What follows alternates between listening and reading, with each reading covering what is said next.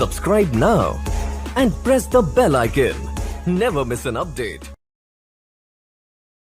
दोस्तों, Hemant LP channel में आपका बहुत बहुत स्वागत है। दोस्तों, हम यूपी टेट के लिए तथा अन्य प्रतियोगी परीक्षाओं के लिए संविधान 50 का सीरीज चला रहे हैं, जिसका अगला पार्ट है 21 क्वेश्चन से शुरू है। ठीक है दोस्तों, तो देखिए 21 क्वेश्चन है कि संविधान सभा की पहली बैठक, जो संविधान सभा के 389 सदस्य चुने गए थे, जिसमें 15 महिलाएं चुनी गई थी, उसकी सबसे पहली बैठक जो हुई थी वह 9 दिसंबर 1946 को दिल्ली के काउंसिल चैम्बर के पुस्तकालय में सुबह 11 बजे की गई थी। और दोस्तों, यह 9 दिसंबर 1946 जो डेट है आपके लिए मोस्ट इम्पॉर्टेंट डेट है कि संविधान सभा की पहली बैठक 9 दिसंबर 1946 को हुई थी, जिसमें अस्थायी अध्यक्ष पूरे संविधान सभा के सदस्यों में सबसे बुजुर्ग व्यक्ति श्री सच्चिदानंद सिन्हा को बनाया गया था, इनको सम्मान देने के लिए। उसके बाद इसके 2 दिन बाद, देखिए 9 दिसंबर 1946 के 2 दिन बाद 11 दिसंबर 1946 को संविधान सभा की दूसरी बैठक की गई। और इस संविधान सभा की दूसरी बैठक में अस्थायी अध्यक्ष बनाया गया डॉक्टर राजेंद्र प्रसाद को, तथा इसी में उपाध्यक्ष बनाया गया एच.सी. मुखर्जी को। दोस्तों, एच.सी. मुखर्जी को उपाध्यक्ष बनाया गया और संवैधानिक सलाहकार बनाया गया बी.एन. राव को बेनेगल नरसिंह राव को बनाया गया संवैधानिक सलाहकार। दोस्तों, आपसे पूछा जाता है कि संविधान सभा के संवैधानिक सलाहकार कौन हैं, तो संविधान सभा के संवैधानिक सलाहकार बी.एन. राव थे। अगला क्वेश्चन देखेंगे तो झंडा समिति के अध्यक्ष डॉक्टर राजेंद्र प्रसाद थे। दोस्तों, यहाँ पे हम एक चीज़ आपको क्लियर कर देना चाहते हैं कि झंडा समिति के अध्यक्ष कभी भी जे.पी. कृपलानी को नहीं बनाया गया था। झंडा समिति के अध्यक्ष डॉक्टर राजेंद्र प्रसाद ही थे। लेकिन अगर आपके ऑप्शन में डॉक्टर राजेंद्र प्रसाद नहीं दिया है और जे.पी. कृपलानी दिया है, तो आप जे.पी. कृपलानी को लगा सकते हैं। लेकिन अगर जिस ऑप्शन में डॉक्टर राजेंद्र प्रसाद और जे.पी. कृपलानी दोनों दिया है, उसमें आप प्राथमिकता डॉक्टर राजेंद्र प्रसाद को ही देंगे।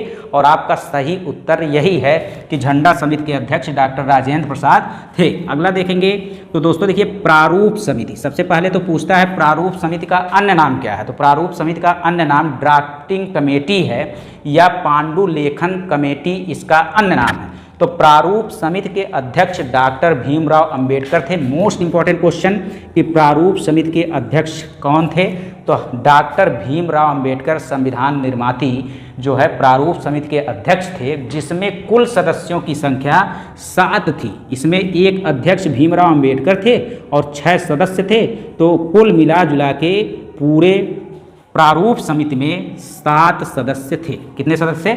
7 सदस्य थे, जिसका अध्यक्ष डॉक्टर भीमराव अंबेडकर को बनाया गया था। दोस्तों, संविधान बनाने में 2 वर्ष 11 माह 18 दिन का समय लगा था। दोस्तों, आप कंफ्यूज हो जाते हैं, तो देखिए 2 से बड़ा 11 होता है और 11 से बड़ा 18 होता है। तो आप जो है छोटे से बड़े क्रम में लिखेंगे 2, 11, 18। 2 हो जाएगा वर्ष, 11 हो जाएगा माह, 18 हो जाएगा दिन। तो 2 वर्ष 11 माह 18 दिन कुल संविधान बनाने में समय लगा था। अगला क्वेश्चन देखेंगे तो संविधान जो है बनकर कब तैयार? क्वेश्चन नंबर 26 देखेंगे।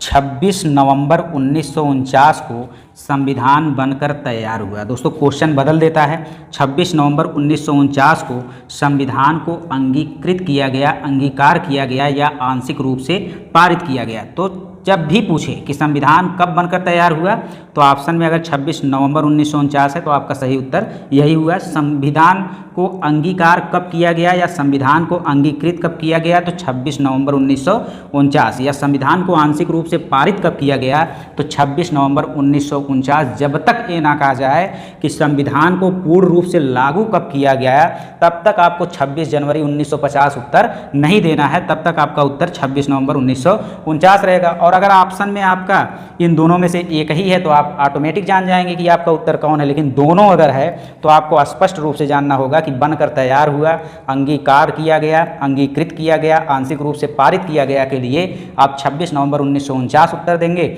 जबकि संविधान पूर्ण रूप से लागू हुआ या संविधान को लागू किया गया 26 जनवरी 1950। 28 देखेंगे दोस्तों।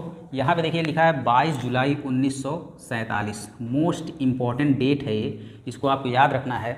22 जुलाई 1947, 15 अगस्त 1947 को हमारा देश आज़ाद हुआ था। उसके पिछले महीने में 22 जुलाई 1947 को संविधान सभा के द्वारा हमारे राष्ट्रीय ध्वज तिरंगा को अपनाया गया।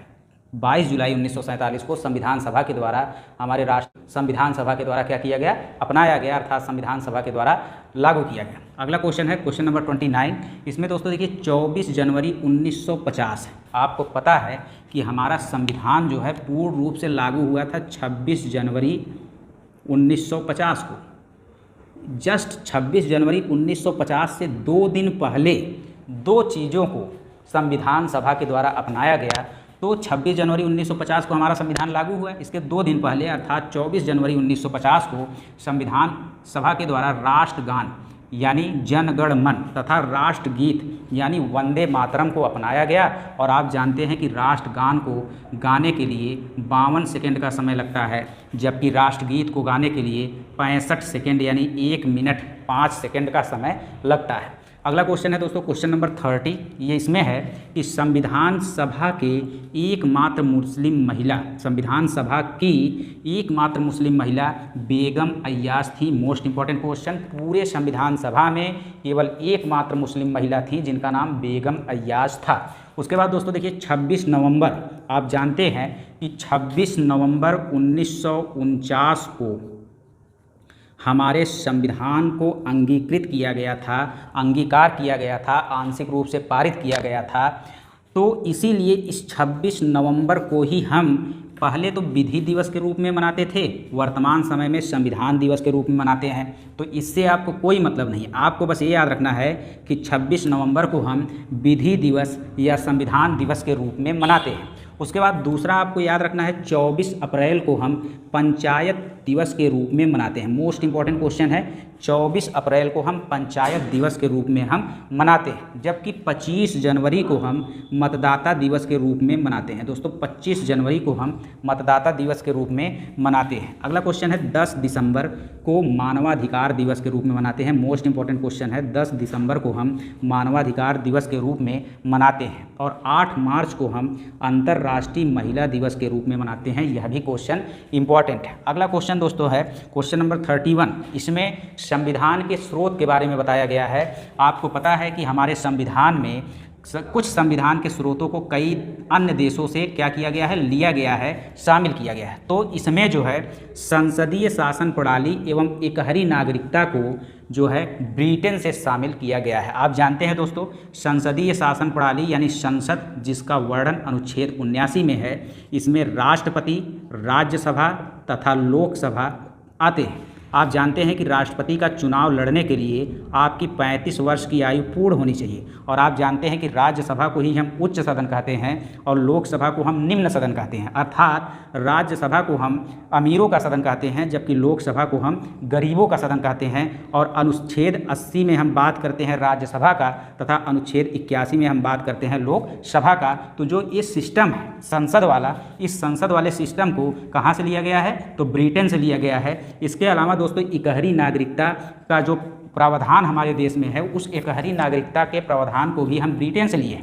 एकहरी नागरिकता का प्रावधान का मतलब है कि एक ही पासपोर्ट, एक ही कागज़ पे हम किसी भी राज्य में भारत में आ जा सकते हैं। जितने भी राज्य हैं, जितने भी केंद्र शासित प्रदेश हैं, हम सब में एक ही कागज़ यानी एक ही आधार कार्ड के द्वारा जो है सारे राज्यों में जा सकते हैं। जबकि जहाँ पर दोहरी नागरिकता रहती है, जैसे कि अमेरिका में, तो अमेरिका में जैसे 50 राज्य हैं, तो एक राज्य से दूसरे राज्य में आपको जाना होगा तो अलग एक कागज़ बनवाना होगा। इस राज्य से दूसरे राज्य में जाना होगा तो आपको एक अन्य कागज़ बनवाना होगा, उसी को आप दोहरी नागरिकता कहते हैं। जबकि हमारे देश की जो नागरिकता है वह एकहरी नागरिकता है, जो ब्रिटेन से प्रेरित है। अगला है संघीय या संघात्मक शासन व्यवस्था। तो दोस्तों देखिए हमारे यहाँ जो संघीय या संघात्मक शासन व्यवस्था है, तो देखिए इसमें संघ आ रहा है, चाहे संघीय हो संघ, संघात्मक होता हो संघ, कभी कभी संघीय लिख के आएगा, कभी कभी संघात्मक। तो संघ का मतलब होता है केंद्र व राज्य के शक्तियों में बंटवारा। तो देखिए संघ का मतलब होता है केंद्र व राज्य के शक्तियों में बंटवारा। तो यह संघीय शासन व्यवस्था हमारा कनाडा से लिया गया है, जबकि संघीय शासन व्यवस्था ही अमेरिका में भी है, लेकिन जो कनाडा का प्रारूप है उसमें केंद्र सरकार को अधिक